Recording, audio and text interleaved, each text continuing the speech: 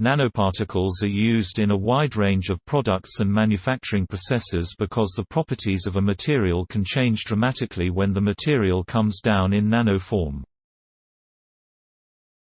They can be used, for example, to purify wastewater and to transport medicine around the body. They are also added to, for example, socks, pillows, mattresses, phone covers and refrigerators to supply the items with an antibacterial surface.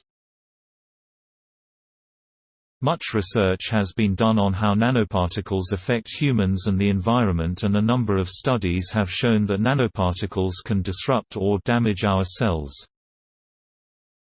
This is confirmed by a new study that has also looked at how cells react when exposed to more than one kind of nanoparticle at the same time. The lead author of the study is Barbara Korzeniowska from the Department of Biochemistry and Molecular Biology at SDU.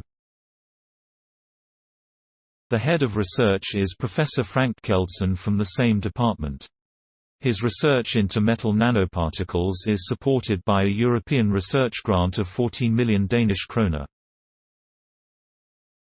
Throughout a lifetime, we are exposed to many different kinds of nanoparticles, and we should investigate how the combination of different nanoparticles affects us and also whether an accumulation through life can harm us, says Barbara Korzeniowska.